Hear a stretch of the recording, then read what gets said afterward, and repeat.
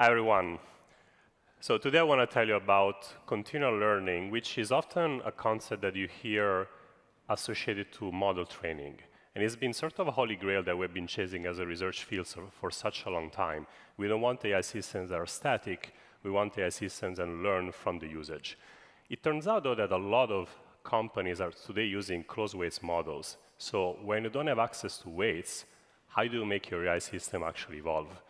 Well, it turns out there is another answer, which is exactly what we've been doing at Rapid for many months, and is putting your hands directly on the harness or on the ecosystem around the agent that you're running. So how do we do that? Well, as an industry, we've been relying on evaluations for so long, and benchmarks are amazing. I really appreciate people working on them. The output is very crystal clear. You run your eval, you get a number, and you decide if your harness changes have actually made progress or actually introduced a regression. But there is a lot of signal missing when you do that. Evals are, by definition, very narrow. They capture only a subset of capabilities that you are basically exposing your agent on. So there is something amazing that happens once you hit product market fit as a product. The amount of sheer usage that your platform receives is such that you're sitting on a gold mine of data. And that's a gold mine of data that oftentimes we immediately associate to immediately starting to do model training. Well, there is far more that can be done with that. It turns out that if you analyze the traces, you can learn what works, what doesn't work, why users are annoyed by your agent, and many other things. So our approach has been creating two different pillars. Of course, relying on evaluations very much, but at the same time, continuously running A/B testing, as well as analyzing the traces in real time, to really understand from the data what is actually working correctly and what we should immediately improve.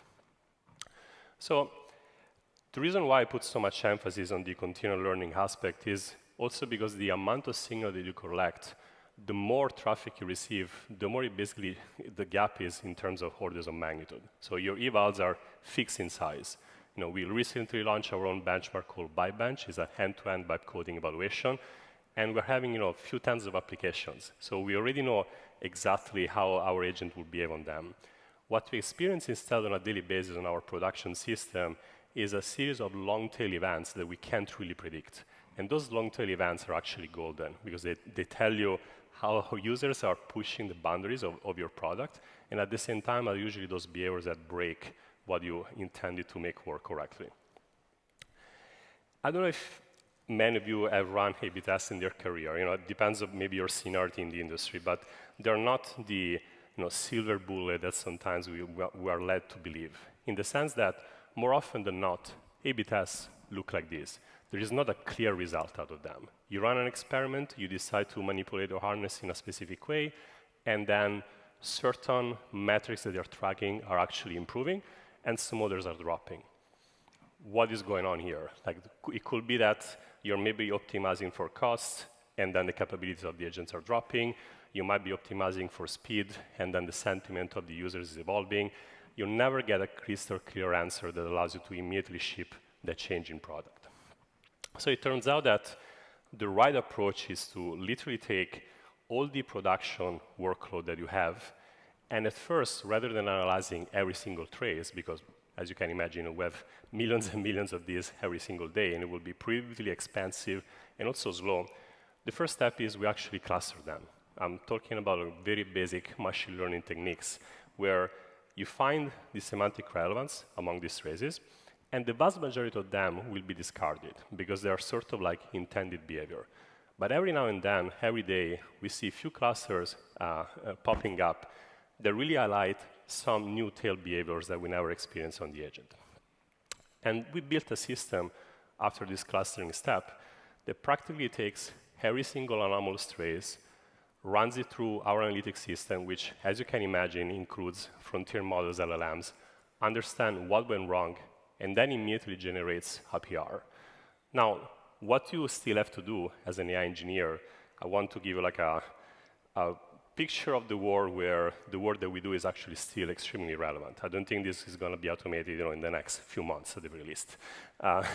What's happening here is that once you have this series of PRs and you try to apply them, you will be running A/B tests at that point. And some of them will not be conclusive, as the screenshot that I showed before. So as a person who leads like an AI team, your choice will be defining which kind of these changes should be actually going in production versus which one should be waiting or should be completely dropped. So there is still a level of human decision process, even though the vast majority of the changes that we produce for our harness are actually completely generated by our AI system. And this is something that I started to talk about only a few months ago, because even though in principle, this kind of pipeline is something that we could have built long ago, in practice, frontier models have become extremely good at analyzing traces only in the last 6 months or so. So the same revolution that you experience as software engineers, where a lot of the code is actually written today by agents, we are experiencing as well on this side of the world, on the production workloads. I want to give you a real example so that instead of keeping this very abstract, you can understand what kind of problems this can catch for us.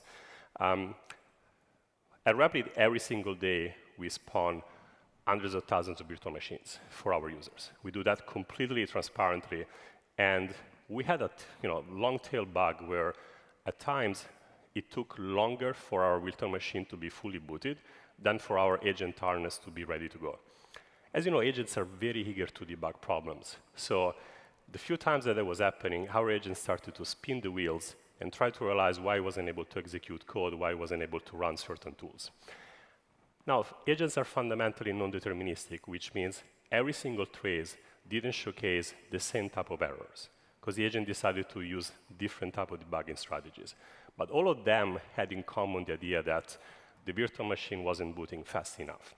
We would have never spotted this just by analyzing the logs manually. It would have never shown in our Datadog dashboard, for example, because it was a long-tail error. But after we clustered everything, we realized that this was happening often enough, and our system immediately generated a PR and fixed the problem on the spot. So the takeaway that I want you to have today is that stop thinking about evaluation as just the last check before shipping. It's not like a Boolean flag that tells you I should be shipping my new PR or not. Rather think of them as an engine that helps you to ship every single day a better agent. Thank you, everyone.